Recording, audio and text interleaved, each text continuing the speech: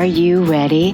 The Kornelia Stephanie Show. Wake up to love, your call to action. Join Kornelia as she empowers others to live heaven on earth. Kornelia teaches listeners how to be the authority over yourself, embracing your inner guru. Feel yourself uplifted into limitless expansion, integrating ease and grace in a changing world. This show will cover topics such as unconditional love, your physical body, how to be in extraordinary relationships, create financial and emotional wealth, embracing entrepreneurship in the new earth. Hello, everyone. Welcome to the Kornelia Stephanie Show. It's an honor and a pleasure to be with you today in our Stories of Hope series. I can't wait to introduce you to our first guest, Chad Wooters. He is a dedicated lifelong learner with a knack for turning complex information into actionable insights, possessing a blend of traditional and cutting-edge skills from public speaking to AI-driven solutions. His integrity matched with a Mount Everest level commitment to his work makes him a trustworthy and innovative leader, ideal for driving your business forward. Living your business forward, driving your business forward. He has an MBA and has been in business and business development for over 10 years. Helping others level up and do more is his passion. Welcome to the show today, Chad. Nice to have you. Thanks, Kornelia. It's a pleasure to meet you. My goodness. So when we were talking in the green room just before we came on, I was asking you, what is it that you want to highlight? And right away, you shocked it with talking about a tombstone or something. Yeah. Well, it comes down to, all of us at the end of our day, we are going to have an end of our days. And at that time, when life is over, we have some kind of memoir, a gravestone, a headstone, a plaque in the ground, whatever it looks like. And typically on those, we have room for our name. Right below that, we have the day that we're born. We have the day that we passed away and a little dash mark in between. The dash mark represents all of who we are, all of what we did, and really the impact we left on the world. And right below that, written in stone, we have room for three words that encompass all of that impact. Three words that when someone looks at your name, they're going to say, oh, this person was.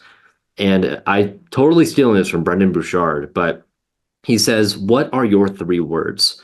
And I remember where I was sitting when this question got asked in the book that he wrote.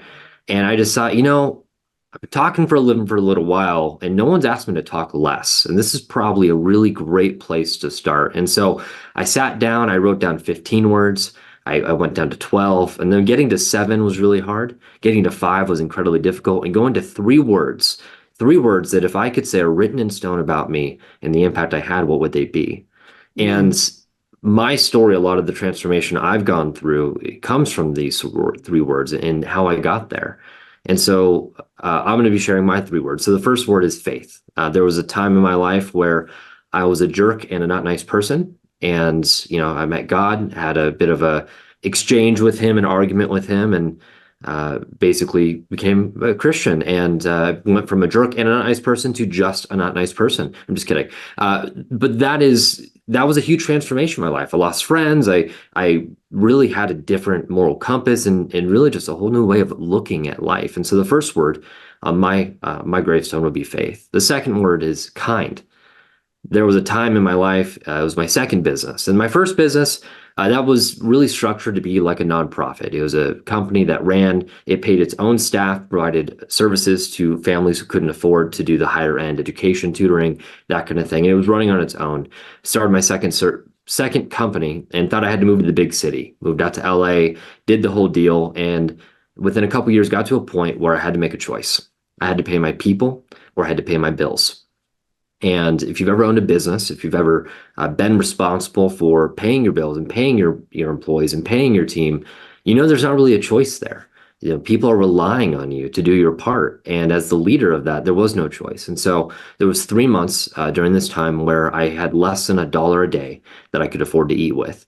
And because I had to move to the big city, I actually couldn't afford to drive home most days. And so I was kind of sleeping in the car, doing these different pieces. And there was this gal named Lorena. And Lorena lived a couple minutes from the office, and she'd see me working all hours into the night, and she'd say, "Hey, would you come over to have dinner with me and my family?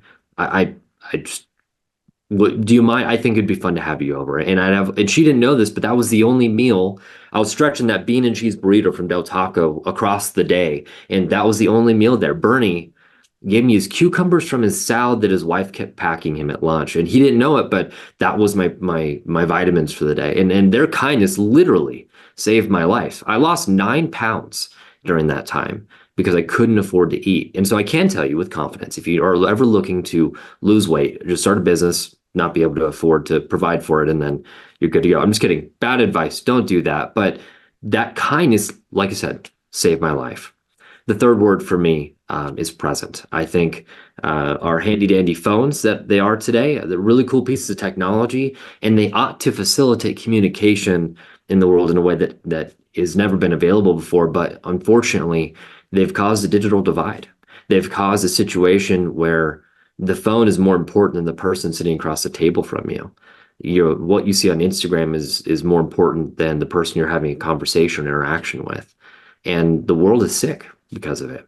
And I can really show that the person across the table matters to me by being present. And so my three words are faith, kind, and presence, because that's the impact I want to have in the world. And my story of hope comes from that kindness, especially. And that even though back then, this is, I think, close to 10 years, 8 years ago, I want to say, that this happened, it shocked me. It rocked my confidence that I could be a leader, a business owner. And now, looking at where I am today, looking at the impact I have on a day-to-day basis with the company I spend my time leading full-time, and the company on a part-time basis that I do, and how I help business owners really grow their businesses, dentists grow their practice, it's entirely different. And had I not gone through that, I wouldn't be the man I am today or have the values I have today.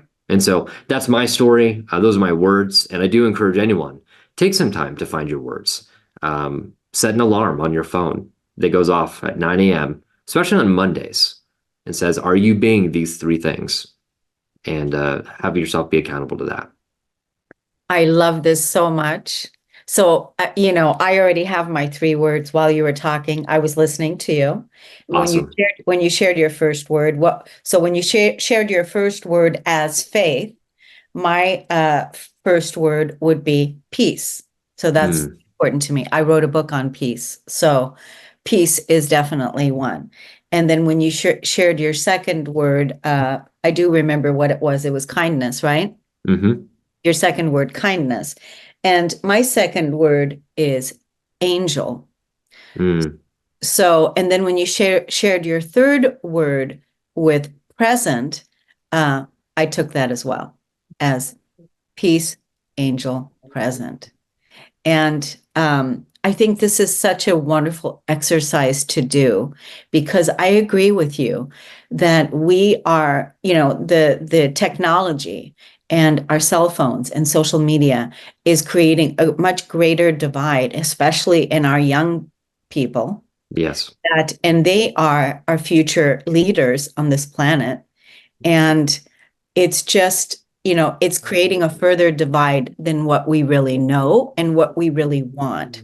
And so I think the exercise you gave us, that, make an appointment on Monday, and get away from the social media and allow yourself to know what your three words are, bringing that full awareness into the present moment so that you can be the three words. Yeah. Well, when there's nothing, like I said, I have reminders on my phone. I can show you them. They go off. And for me, they go off at strategic times in the day. Monday at 9 a.m. is a really good one. It's usually when I'm challenged to be the best version of myself. But throughout the week, if you have these reminders going off, you can't not think about it. You can't not live your day and say 3 o'clock in the afternoon is another really great time to do this. Am I being kind and present? And am I showing the example of faith? That's my question. And every time that alarm goes off, it's a check to my heart, a check to my mind, and it recalibrates me. I might need to take a few minutes, take a breath, go take a walk outside to get to the point that I can act in the way that I'm called to. But if I don't know what I'm called to, if I don't have definition or clarity on those words, a point to focus on, then what am I doing? How can I act in that way? And that activity allows you to drive that purpose and that meaning. Yeah. So is this what you're doing when you go to your business meetings, when you're working with entrepreneurs or companies, or is this what you're doing? You're offering them this talk initially and getting them focused on their three words, or are there other things that you do? Thanks for asking that. This is something that is kind of by request. I love this kind of stuff. I do teach it in courses that we do really frequently because as working with business leaders, they have to know why they're doing what they're doing. So I believe it's critical. It's foundational. That said, what I normally do is more systematic, more operational, more marketing. What ends up happening though, and I'm sure you know this in any business, as you start to work on the business, you have to kind of back up because how we work on a business is influenced by what we're trying to accomplish and our purpose. And so it does happen frequently that we back up into these purpose conversations, but a lot of times what I'm doing is more strategic, more AI implementation, marketing, systemization, things of that nature. Yeah. Okay. I see. Yeah. Because do you think that what you're doing now in your business with, you working with businesses, you working with entrepreneurs, where you said earlier that prior to when you were not successful in business and when you were struggling, you didn't necessarily have these systems in place. Would you say that is? Yeah, there's a lot. I had a lot of growing to do as a person, and not that I'm done. I've got a lot more growing left to do still, but the world is different back 8 years ago. Their technology is exponentially grown. But really, what I think is there are principles around leadership, time management, personal development, finding my why. These different pillars of I guess you could say personal development are critical to a leader. And so there is an element to my coaching that I do that helps leaders find that if that's where they are in their journey. If leaders have done that or they're not interested in it, then we'll work on the business side. But as I shared a moment ago, as we're working on the business, if the leader isn't set up, which will come out in a lot of those questions they're asking about, what are you trying to accomplish? What voice do you want? Who do you want to represent? When you're going out there, we often end up circling back to that. Who am I? What am I? And what am I trying to accomplish? So yes, it does happen a lot, but it's kind of a side angle. Frankly, I love working with folks to figure this stuff out. It's so much fun. It is. It's so fulfilling too. Yeah. And so, you said the key word earlier, one of the key words, why do we do what we do? Right. Why?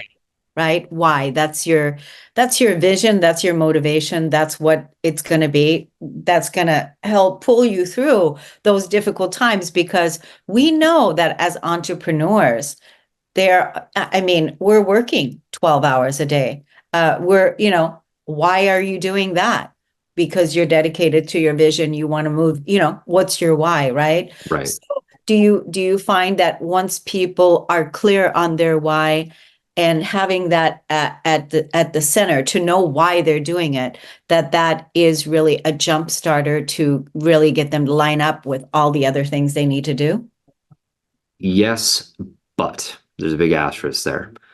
If you find your why and forget your why, it's done you no good. You've borderline wasted your time. I mean, you haven't truly because you found identity, but I would say that's where that reminder comes in. Print it out, post it up, put it on your computer, put it on your wall. Remind yourself of it daily because if you don't, you're gonna lose sight of it. So physically, don't allow yourself to lose sight of it. Put it in a place you're gonna remember it and share it. I love sharing my why because now everyone who's seen this is gonna hold me accountable, and that's how we grow together. Yeah, sharing your why. So do you want to share your why with us today?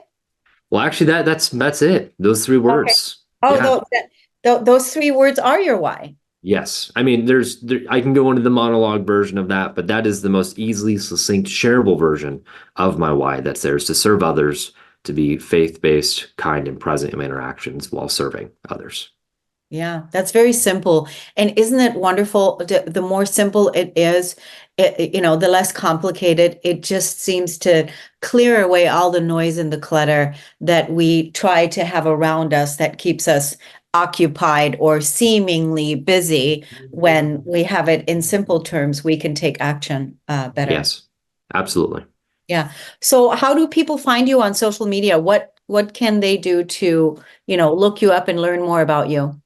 Yeah, Chad Wooters, ChadWooters, and you can find me on my website, chadmwooters.com. And we've got a blog there, a couple different pieces and resources. I'd love to chat and connect, whether it's finding your why or leveling up your business. I'd love to just chat. That's so awesome. Well, thank you so much, Chad, for coming on. We're going to take a break on the Kornelia Stephanie Show. We'll be right back, everyone.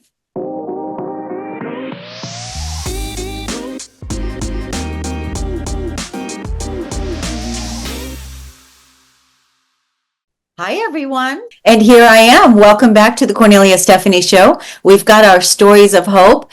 And I have a couple here today that these two have a podcast, and they are experts in relationship support, men and women, Dr. Ray and Jean. And I did not get to see how to say your last name. Why don't you say it for me? It's Kadkhodaian. Kadkhodaian. Yeah.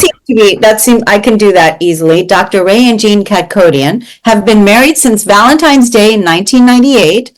And in 2002, they co-founded the Lighthouse Emotional Wellness Center, a counseling center in the Chicagoland area. They created and perfected a unique approach to coach couples to have amazing relationships called Couples Synergy, and have helped thousands of couples transform their relationships. Dr. Ray and Jean both have master's degrees and a doctorate in clinical psychology. They co-host their own podcast called Couples Synergy, Real Couples, Real Stories, Real Relationships, and coach couples worldwide on how to have amazing relationships. Welcome to the show today. Thank you so much, Kornelia, for having us. Oh my goodness. So the two of you were single once upon a time, and then you met. We met actually working in the field of counseling and psychology. We had a common client, right? Mm-hmm. We had a common client, and I was doing job counseling, and he was doing residential counseling. And so, we would kind of confer and talk about our clients, and just kind of a friendship and a relationship developed from that. That was 27 years ago. Yeah. Wow, I'd say that was a divine appointment. Yeah, absolutely it was.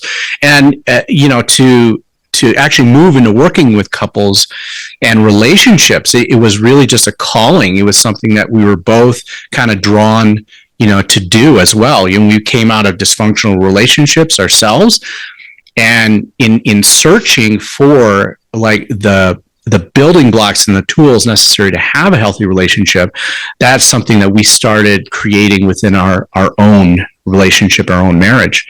Led us to start our counseling practice in the Chicagoland area on that premise alone, to help couples have a successful approach to working on their marriage and transforming it. 30 years ago, being new in the psychology field, there's not a lot of training. And as a new therapist, you're kind of throwing a family, you're throwing a couple, and it's not fun. There's refereeing happening and people trying to get sides and stuff. And we thought, we could do this better. This isn't effective for us. It's not effective for them. So we started the Lighthouse in order to find a better way to work with couples. And then over the 20 plus years we've been doing that, we noticed there were things that we were teaching every couple over and over again, saying these certain things. And what we figured out is there is really a formula for having a relationship, in the same way that there is a formula to ballroom dance. And you have to know each other's steps, and you have to know your part, and they have to know their part. And then the couple comes together in this synergy.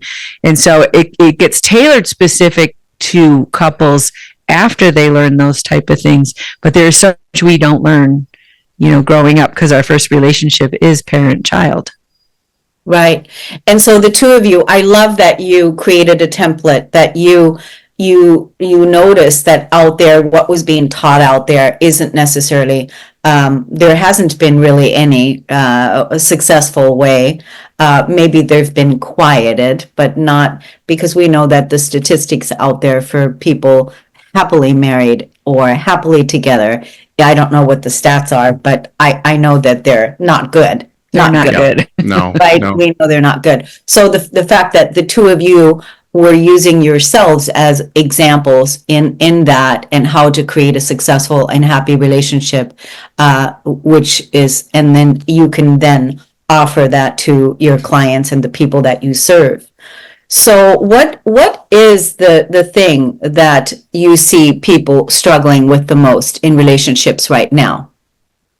There are two demographics of couples that come and see us and seek out our services.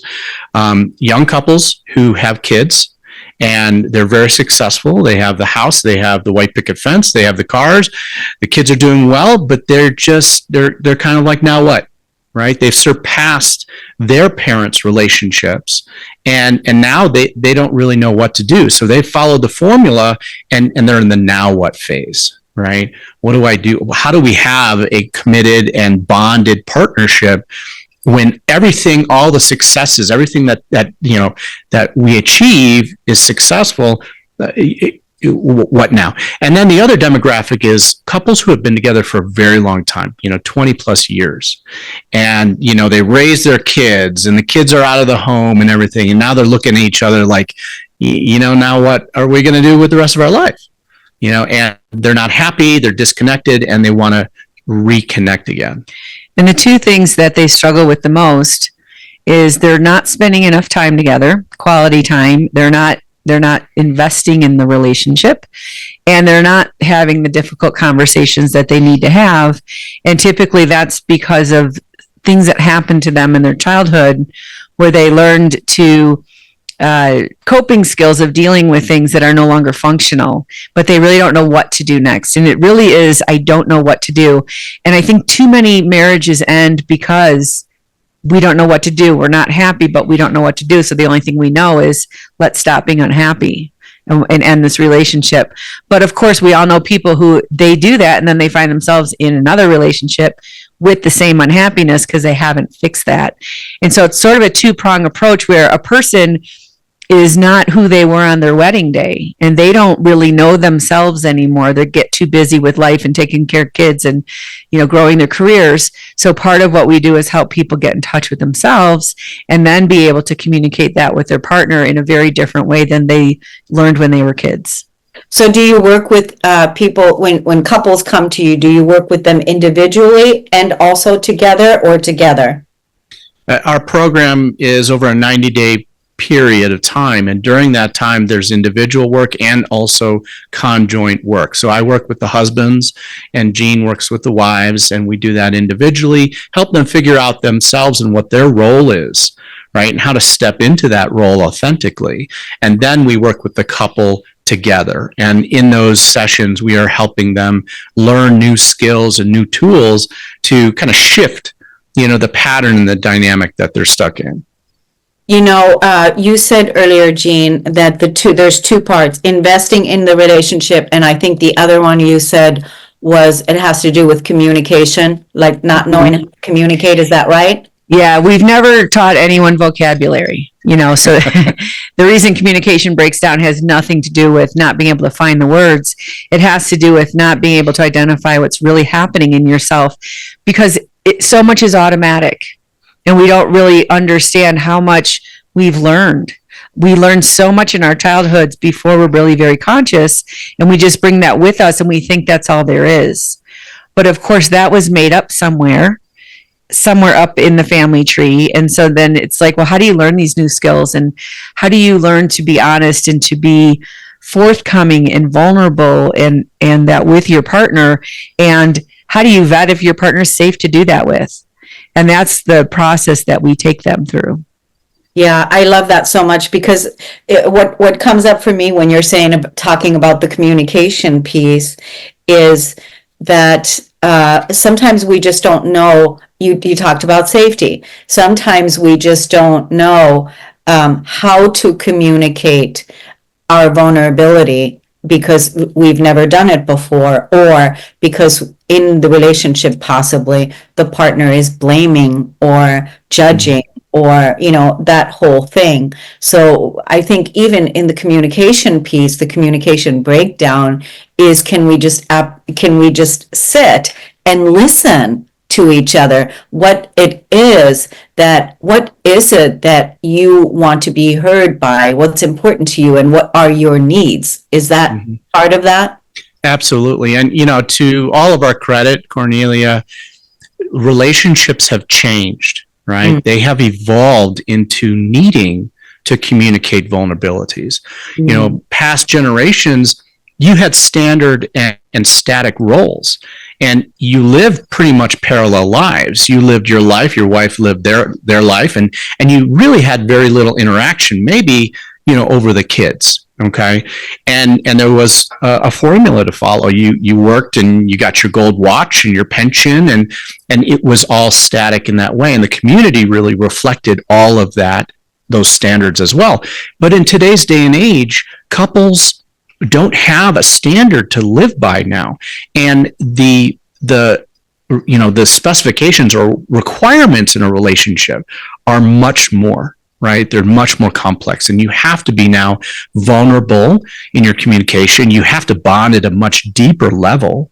And so couples are challenged with that, with no templates and no, mentor out there to really show them how to do that. And because of the communication or the community breakdown, when my mom was raising us, all the moms were home on that street. And so those needs that were more emotional, that might not have been getting met by my dad, were getting met by her friends or her peers. And so you went to your mother or your aunts or your friends for the kind of advice about how to raise your kids or whatever you were struggling with. Well, now families are quite isolated, and they're sort of doing it themselves, and they are looking more to their partner to meet way more needs than was historically what was happening. Yeah, I think a lot of it, like what comes up for me, like when it comes to relationships, is being able to communicate what my feelings are, being able to communicate what my feelings are, what my needs are, and what my truth is, and what my values are. And I think a lot of what you're talking about culturally, the people, how they were originally raised in their culture might have changed for them today. And it's not the same anymore than it was back then. And their values might have changed, so it might be different. And so then getting back on that same page again, like you did maybe when you were 18, like what were our goals then? What was the vision then? What were we, going after then? And, after being married for 30 or 40 years, maybe we grew apart, but there's still some sort of energy there for us to get to know each other again. A lot of couples, they say to us, that they want and wish that they would go back in time, right? And have that relationship they had when they first met, but it's impossible. Because they're different people now than you were back when you met. And so it's really about teaching them this forward progression, right? What are you going to evolve into, right? And what is that common vision that you both aspire to achieve? And that's really where a lot of couples are lost, right? They don't really know how to do that together. They don't know how to create that together. Yeah. I was going to tell a story about this couple we were working with. And, when they initially came to see us, she was so fed up because he just couldn't do anything right. He didn't load the dishwasher right, and he couldn't fold the laundry right. And, she had all these great ideas in her head about she knew the right way, and he, of course, was wrong. And he, of course... And for him, he was like, well, if I can't do the dishwasher right and the laundry right, then why do it? Right? I'm just going to be corrected every time, so I'm just going to take a back seat in the relationship and just wait to be told what to do. And you can see how isolating that was. And that's a really little good example of the way men and women are coming up in the world now. The woman is now financially independent and maybe even more successful than her husband.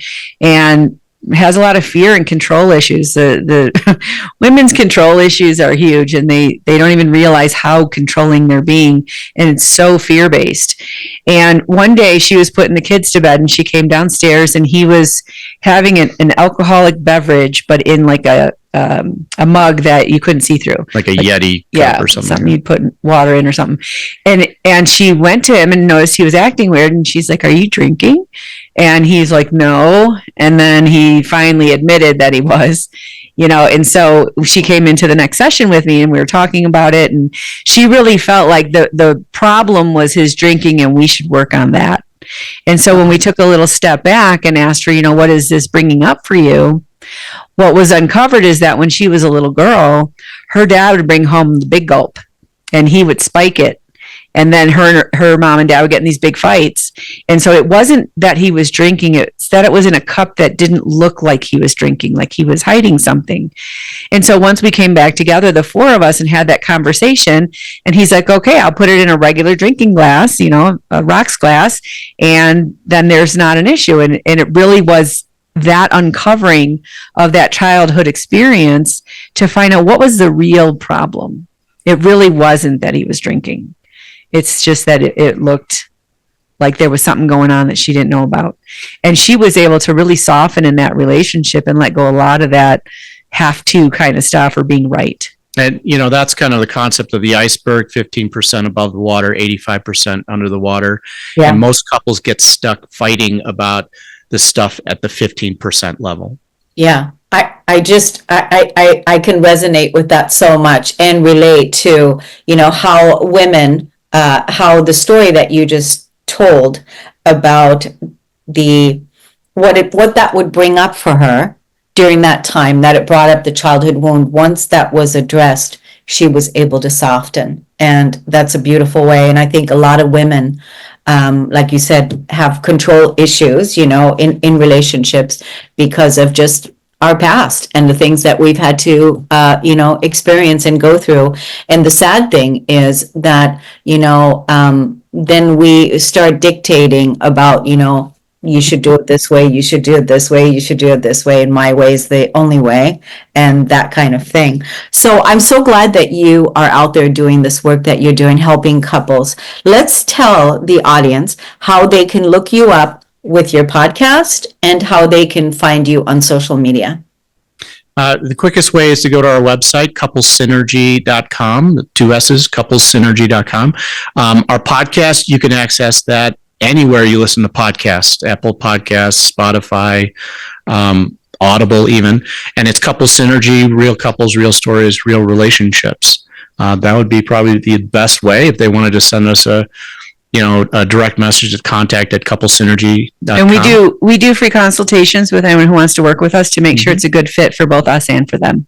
That's so good. Mm-hmm. Yeah, it's great that the work that you're doing out there, because I know that there's a lot of people that are in trouble, and are learning a way to communicate and honor each other. That really is the goal, to create what you said, loving relationships that work, relationships that heal. So Dr. Ray and Jean, thank you so much for coming on the Kornelia Stephanie show today. Thank you for again having for having us. We're going to take a break, and we'll be right back, everyone.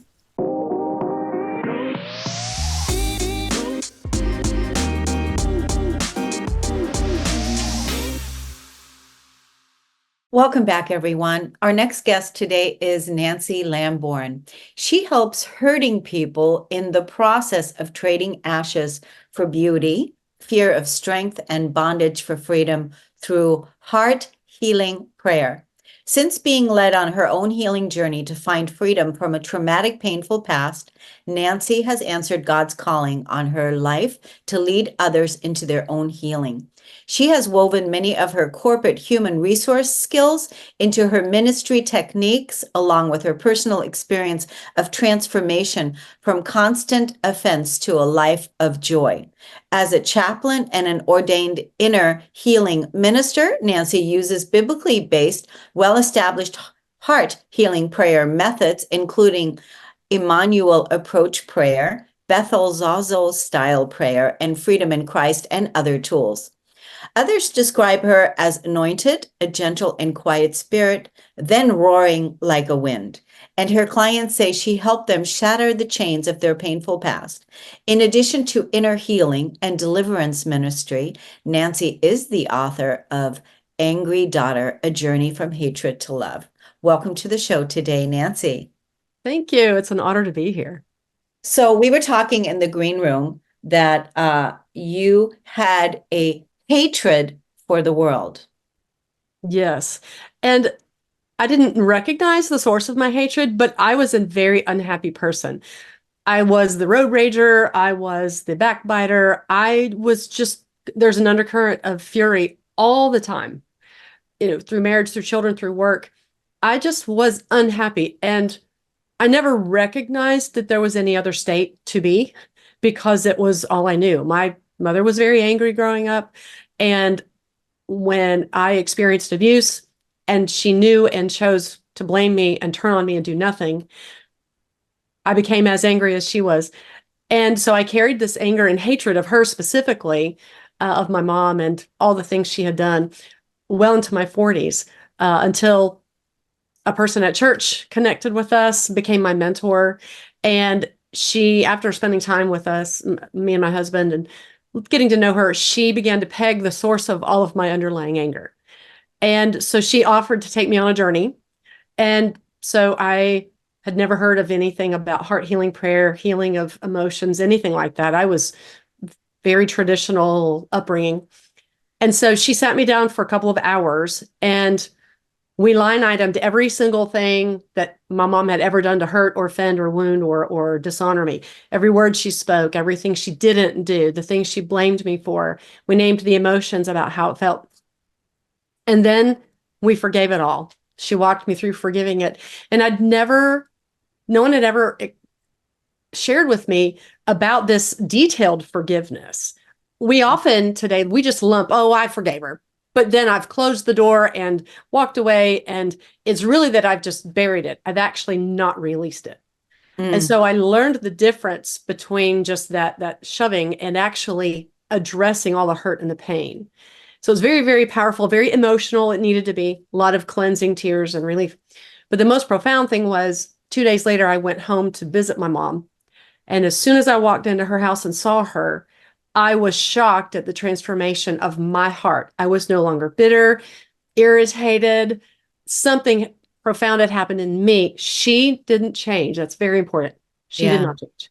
Yeah. I changed. And my capacity to see her as the broken person that she was gave me new pity for her and helped me to come into relationship where I'm not just constantly walking in irritation around her. And it profoundly changed every part of my life. So much so that now my life's work is to do what my mentor did with me and walk other people through the same thing. And I've met with one-on-one with over 2,000 people to do that. Yeah. And because it was such a gift, because you've been freed, Yes. You were freed from this heavy burden that you were carrying around, like you were constantly, like you said, you were the bully, you were the road rager, you were the one that was just constantly projecting out, hate out, Absolutely. anger, right? And then when your mentor sat you down and helped you move through all of that, you became light and you became free. Yes. And then you were able to see your mother even with more compassion, simply because you didn't have that. You've already forgiven her. Yes. It was beautiful. And you also said in the green room before we came live that you became your caretaker for your mother. Yes. And tell us about that. So she got COVID in 2021 and she's in her 70s. She's obese. She already had COPD. She was medically fragile already, and it almost killed her. And she was so weak, she couldn't even hold a pencil. And so she'd reached maximum care, and they put her in a nursing home that wasn't equipped, and she got hurt. And I said, you know what? This isn't going to end well if we don't step in. So we broke her out, and I put a hospital bed in my home, and I brought her home. And I became her caretaker. We didn't recognize until she came home that she was actually also a closet alcoholic. When I'd cleaned her home out, we found bottles everywhere, and it was everything clicked into place about things we'd experienced. So we were detoxing, and she couldn't walk. She was angry about being there. She was incontinent, but it was an opportunity for me to just love on her. It was hard, but it was beautiful. And I required her to sit under physical therapy, which she didn't want to do, but she did. She got sober and she got healthy, and she got well enough to go back home. And things shifted in our relationship at that point. But then she died very suddenly, just a couple of months later. And so the foundation of the book I wrote actually began sitting at her deathbed, when God told me in my spirit, pay attention to what's happening right now. And a nurse looked out the window and said, look at the sunset. It's beautiful. So I looked at it, and it was stunning. And then I turned over and looked at my mother, and I heard the voice of God say, this sunset is beautiful. And he was showing me that I had so much gratitude that I could have been sitting at her deathbed full of bitterness and anger and unforgiveness and resentment. And it was beautiful. It was an honor. It was profound. So that's actually the first chapter of the book, about how much of a transformation it made in my life. This is such a, when you were talking about, then your mother suddenly dying and all of that, the time that you two had together when she moved into your house, everything was illuminated. The fact that you were fighting for her, getting her out of the COVID place and bringing her home, and then discovering that she was a closet alcoholic, which then also explained why when you were as a child, where you were molested because, or sexually abused or whatever. And how is it that some of our mothers could actually not say anything about it simply because they were hiding things back then to Absolutely. We all kept secrets. Oh, yes, Yeah. that's what we did. Well, that was the generation. You're yes, not it was. Oh, to yes, it was. sweep it. Don't tell the neighbors. Don't tell anybody. Sweep it all under the carpet. Yeah. Because what are What they going will to people think of us? What will people think of us? And so Yeah. those are the burdens, But the Mhm. fact that you and your mom had this time together, this short time, the fact that you forgave her was so beautiful, because it then released her from It did. the contractual relationship of Yes. two souls coming together and having the experience that you had. I just think that's so beautiful. And she was then able also to make peace with her life. Oh, absolutely. Her gratitude changed. She softened. Yeah, it was beautiful. One of the biggest things too, through praying for her, was that God showed me one of the biggest reasons she was so broken is that her father had died when she was 15 years old. Mm. And this awareness came, oh, she's emotionally 15 and has been for her entire life. Yeah. And it made total sense that she had Totally. gotten stuck there because of this trauma and a very angry, harsh mother of her own. And so how do 15-year-olds behave? They're dramatic and narcissistic and cause conflict and all the things. And so it really gave me a lot more understanding of who she was. And gosh, just even talking with you right now, I just feel so much compassion for your mother, Yes. how alone she must have felt throughout. Oh, yes, terribly. And she was in the middle of 7, and she was labeled the black sheep. So yes, she was an outcast at age 10. Yeah. So yes. And compassion is where this book goes. We have an opportunity with this painful past to write in revenge, but it's not. The story is actually, a friend of mine called it a love letter to my mom. And even though there's hard things in here, it's a redemptive story. Yeah, I definitely want to get the book. I think it's a wonderful, show it to us on the screen. Sure. So we Yeah. can see it. What's the called name of it? Angry Daughter, A Journey from Hatred to Love. Yeah, that's really good. That's really good. I relate to some of the things that you shared, because I too had tremendous healing in my own life. And that is, I discovered back in the day when I was doing this healing work, that I had self-hatred at my root core. Hatred self. So common. And once I replaced that self-hatred with radical self-love, it's now, the best relationship. Absolutely. So it's wonderful. So now you're working with people, you're helping people all over the place. Like, well, what does that look like? How does that work? Sure. So I'm a one-person ministry. I'm ordained under a ministry that basically ordains you and then send you out to do the work. And so I sit down with one person face to face, usually. I do on Zoom as well, but usually face to face. And I will spend 4 or 5 hours in one sitting with one person. Wow. And we talk about everything. What was your mother's pregnancy like carrying you? Because trauma can begin in the womb. Did your mother want you? Were your parents even married? What was the birth like? I met with a lady the other day who she was born with a cord wrapped around her neck, and she'd picked up a spirit of death and didn't know that. And so then we talk about, how well did your mother want you? Did she love you? Was she attuned to you? Did she have a favorite child that wasn't you? How did she treat your father? Has she separated from you now as an adult? Is there codependency? Were you allowed your own opinion with your mother? So many people are like, no, it was her way or the highway. Then we talk about everything with dad. Did dad want you? Was he affectionate? Did you feel that he was proud of you? How was your dad with money? Did you see habits? Was there any affairs that you knew of? So we do a whole history of the family. We're looking for generational patterns, destructive family patterns. And then we talk about the boyfriend that broke my heart, and the husband that cheated on me, and the friend who betrayed me. We talk about, because this is biblically based, we talk about, things we've done that we would consider defiling. Have I had 40 boyfriends that I've slept with? Have I been immersed in pornography? Have I, was shoplifting a season for me all through high school and I thought nothing of it? Different things like that. And then we also talk about trauma. We talk about every trauma, the dog bite, the house burning down, what great uncle did in the closet, seeing the car accident. Tell me about the house burning down. What does the house burning down mean? Well, if they walked through a loss of a home as a child and watched them, they've lost everything as a young child. Yeah. That's extreme trauma to a child. Yeah. Because the dog died and it was my sister's fault and now everyone blames her. The family dynamic changes unless they're deeply stable. The family dynamic changes, but often, everyone survived, we're fine. But if this child's love language was gifts, they've lost everything that they owned, their favorite teddy bear, their favorite pillow.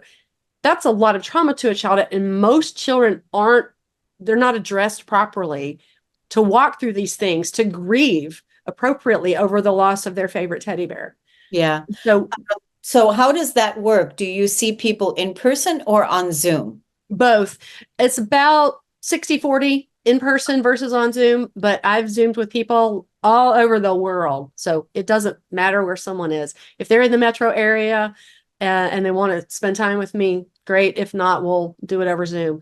But we do a ton of forgiving, lots of forgiving. We do repenting, biblical, God, I'm sorry for doing this. We renounce lies. The self-hatred you talked about, I renounce self-hatred. I choose self-love. God, what do you say about me? And I build a truth list for them to take away once they've dealt with all of the baggage for them to walk out of.